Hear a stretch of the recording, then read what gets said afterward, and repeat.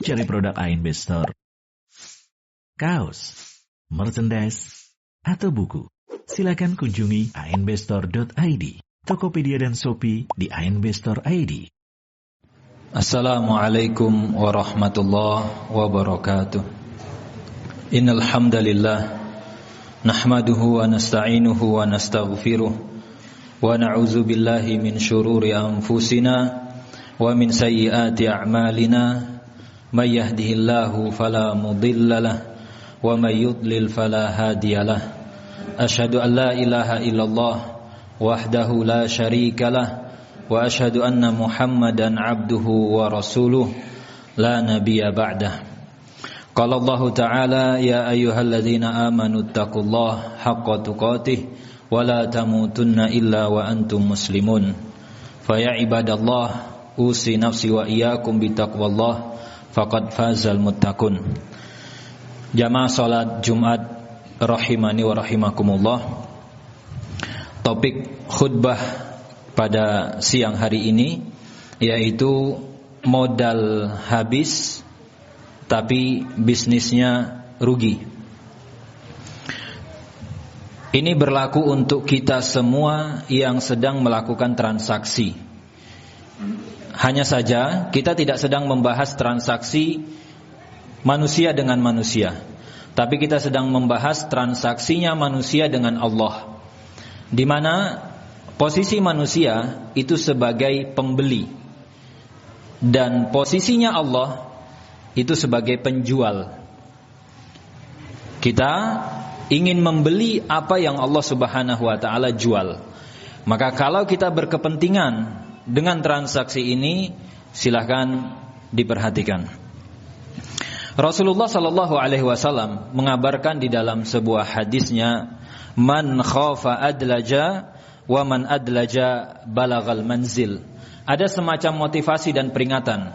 Kata Rasul, siapa yang khawatir enggak kebagian, siapa yang khawatir ketinggalan, maka dia akan bergegas. Dan orang yang bergegas, dia akan mendapatkan apa yang dia inginkan. Dan ini konteksnya umum, bahasa kita mungkin siapa cepat dia dapat. Lalu setelah itu Rasul tegaskan, ala inna sil'atallahi ghaliyah. Ketahuilah wahai manusia, Allah punya barang dagangan, Allah punya sil'ah, dan harga barang dagangan Allah ini mahal. Lalu Rasul menyebutkan, ala inna sil'atallahi al-jannah.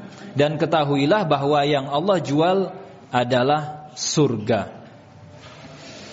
Sehingga berarti posisi kita sebagai manusia ingin melakukan transaksi dengan Allah. Allah menawarkan surga, manusia ingin membeli surga tersebut dan harganya mahal. Ini poin satu. Poin yang kedua, pertanyaannya adalah, surga itu apa sih?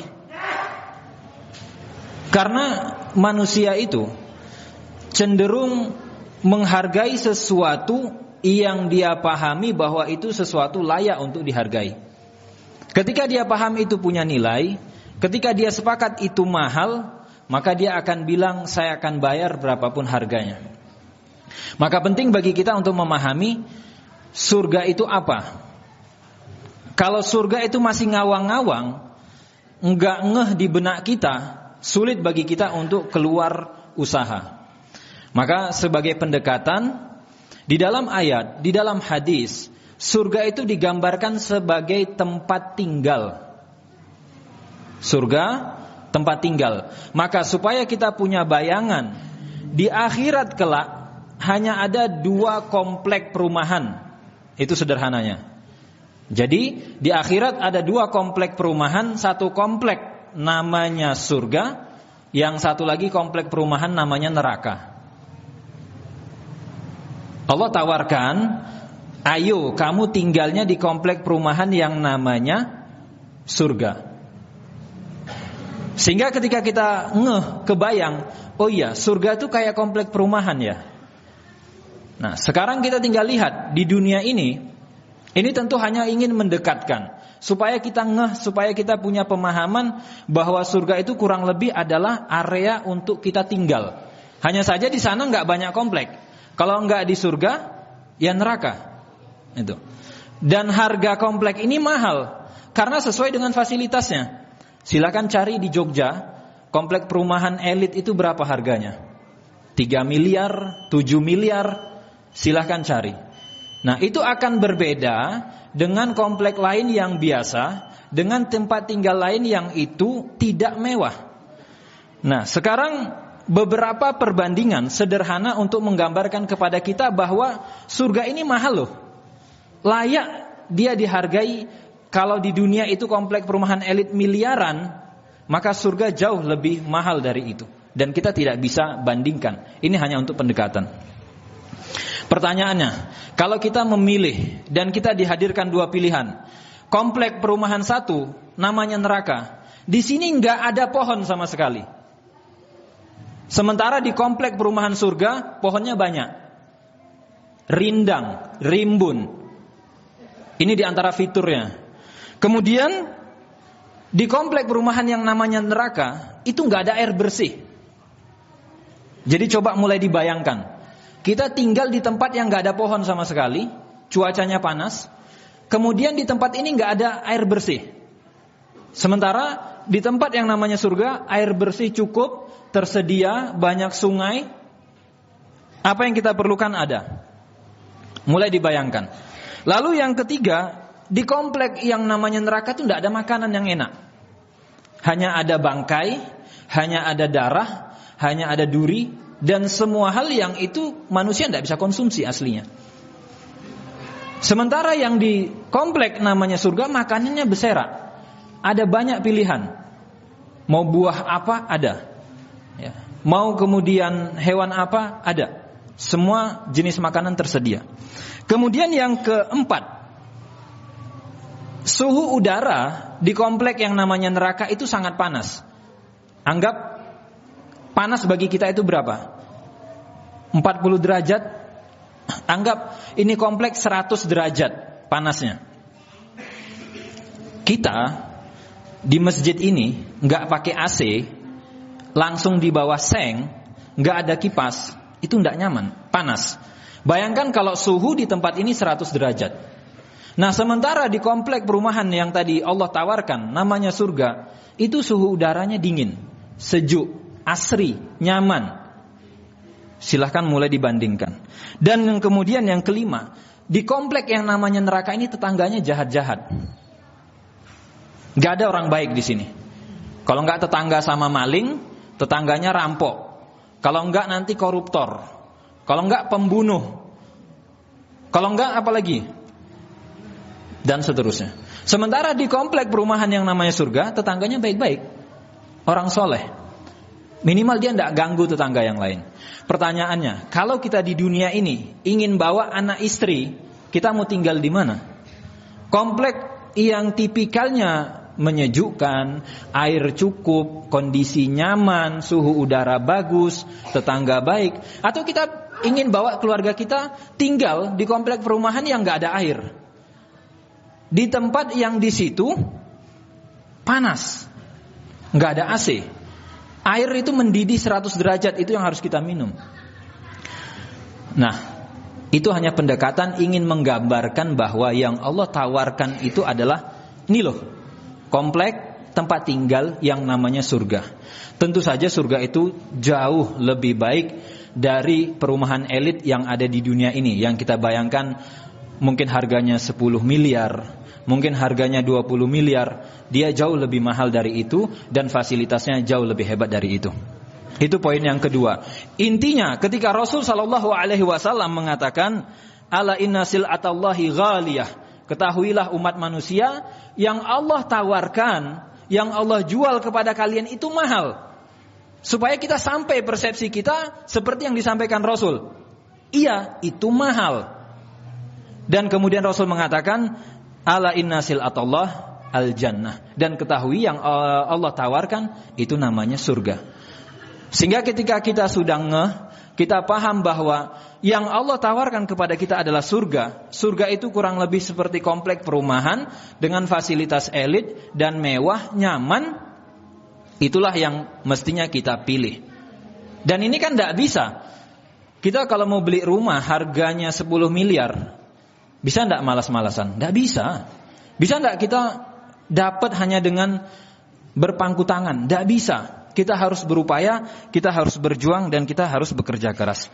Dan inilah yang kemudian Allah Subhanahu wa taala sebutkan di dalam Al-Qur'an. Ini poin yang ketiga, yaitu ya ayyuhalladzina amanu hal adullukum ala tijaratin tunjikum min adzabin alim. Kata Allah, wahai manusia, wahai orang beriman, mau enggak dikasih tahu gimana caranya supaya kita enggak tinggal di komplek perumahan neraka tadi. Yang itu tuh enggak enak, enggak nyaman buat kalian. Mau enggak? Maka kemudian Allah kasih tahu, tu'minuna billah wa rasulih. Cara belinya, cara supaya kita bisa tinggal di komplek perumahan yang namanya surga tadi, beriman kepada Allah, wa tujahiduna fi sabilillah, dan tegakkan agama Allah, berjuang bela agama Allah dengan harta kalian, dengan diri kalian, dan itu yang terbaik in kuntum ta'lamun. Kalau kalian memang sadar tentang kedudukan surga, di mana di akhirat itu hanya ada 2 kafling, hanya ada 2 komplek perumahan. Kalau kita tidak tinggal di yang enak, ya akan tinggal di tempat yang tidak enak. Yaghfir lakum dzunubakum wa yudkhilkum jannatin tajri min tahtihal anhar wa masakin thayyibah. Dan kamu akan tinggal di tempat yang nyaman, yang enak, banyak sungainya, dan seterusnya. Sehingga kata kuncinya adalah Allah Subhanahu wa taala berikan penawaran, ada perumahan, ada surga, ada tempat tinggal yang enak. Maka silahkan beli, silahkan upayakan supaya kita bisa tinggal di tempat tersebut. Dan sekali lagi, itu tidak bisa digapai dengan bermalas-malasan. Aqulu qouli hadza astaghfirullah li wa lakum wa lisairil muslimina min kulli dzamb fastaghfiruh innahu huwal ghafurur rahim. Alhamdulillahi wa kafa wassalatu ala habibinal mustafa amma ba'd. Jamaah salat Jumat rahimani wa rahimakumullah. Setelah kita tahu bahwa posisi kita sebagai pembeli dan Allah sebagai penjual, lalu yang Allah tawarkan kepada kita adalah surga, dan kita sudah punya bayangan bahwa surga itu seperti komplek perumahan yang mewah, yang elit, berkelas, dan harganya mahal. Lalu kemudian poin yang ketiga, kita untuk mendapatkannya tidak bisa berpangku tangan, tidak bisa bermalas-malasan. Maka di khutbah yang kedua ini penting bagi kita untuk membaca dan mengetahui peringatan Rasul sallallahu alaihi wasallam. Rasul berikan peringatan, atadruna manil muflis? Tahu enggak siapa orang yang bangkrut itu, kata Rasul. Lalu kemudian para sahabat menjawab, al muflis fina man la dirhama lahu wala mata. Orang yang bangkrut itu ya artinya dia tidak punya uang, dia tidak punya harta. Maka Rasul mengatakan, innal muflis min ummati. Orang yang bangkrut pada hari kiamat kelak itu adalah orang yang ya'ti yaumal qiyamah bisolah wa siyam wa zakah wa ya'ti qad syatama hadza. Jadi orang ini sebenarnya punya saldo di rekening itu. Kan dia ini ceritanya mau beli surga. Sama kita datang mau ke komplek perumahan, kita mau bayar, mau beli 1 unit, 2 unit. Nah, manusia ini yang bangkrut itu adalah ketika di akhirat dia itu sebenarnya udah nyicil, udah nabung. Kayak kita mau naik haji itu nyicil. Kita mau beli sesuatu yang mahal, nabung. Nah, orang ini juga sama, nabung dengan sholatnya, nabung dengan zakatnya, nabung dengan sedekahnya, nabung dengan senyumannya, nabung dengan perbuatan baiknya. Jadi secara nominal saldo mestinya cukup. Akan tetapi, kata Rasul, dulu masalahnya dia ketika di dunia mencela orang lain. Dia suka menghina orang, dia suka mencaci maki orang. Lalu kemudian wa qadhafa hadza wa akala mala hadza. Dia suka mengambil harta orang lain. Dizolimi orang lain, entah dia maling, entah dia nyolong, atau dia beli sesuatu tidak dibayar. Intinya harta orang masuk ke dia diambil dengan cara yang zolim. Lalu kemudian wasafaka dama hada, dia membunuh orang, dia melukai orang, dia memukul orang, dan seterusnya. Akhirnya kata Rasul, pahala dia tadi, saldo dia tadi dipakai untuk transfer, ganti rugi. Jadi kalau yang sekarang di dunia ini dizolimi, hartanya dirampas, dia dipukul, dia dijahati, dia tidak bisa balas, tenang. Nanti di akhirat itu akan dibayar cash sama Allah, ditransfer, diganti. Pak, dulu ada harta yang diambil Pak, belum dibayar, nih diganti sama Allah.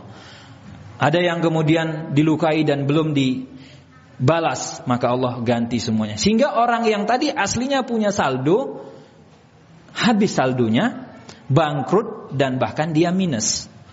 Maka otomatis yang harusnya dia cukup untuk membeli perumahan, bisa tinggal di kompleks surga tadi, dia tidak bisa tinggal. Karena apa? Dia melakukan hal-hal yang membuat saldonya habis.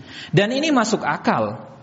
Kita punya di mobile banking, di aplikasi itu, mungkin kita punya 10 miliar. Besok mau dipakai untuk bayar sesuatu, lalu kemudian karena mengklik link yang spam, atau kemudian kita gunakan login sesuatu, HP kita dibajak, dibobol, saldonya 0. Begitu mau bayar, tidak ada, tidak bisa. Dan Rasul menggambarkan orang yang bangkrut itu adalah yang harusnya dia bisa tinggal di komplek mewah, tapi karena kesalahan dia minus, akhirnya dia harus masuk ke dalam neraka Allah Azza wa Jalla. Maka pesannya adalah, pastikan kita mulai sekarang nabung supaya kita bisa nyicil, supaya kita bisa bayar, supaya kita bisa tinggal di komplek perumahan yang namanya surga Allah Azza wa Jal. Dan jaga diri kita, jangan sampai ada orang lain yang kita zolimi, jangan sampai ada orang lain yang kita jahati, sehingga itu akan mengikis saldo kebaikan kita. Inna Allah wa malaikatahu yusalluna ala nabi ya ayyuhalladzina amanu sallu alaihi wa sallimu taslima. Allahumma ighfir lil muslimin wal muslimat wal mu'minin wal mu'minat al ahya'i minhum wal amwat innaka sami'un qaribum mujibud da'wat ya qadhiyal hajat. Rabbana la tuzigh qulubana ba'da idh hadaitana wa hab lana min ladunka rahmah innaka antal wahhab. Allahumma a'inna ala zikrik wa syukrik wa husni ibadatik. Rabbana atina fid dunya hasanah wa fil akhirati hasanah wa qina adzabannar. Aqimus shalah.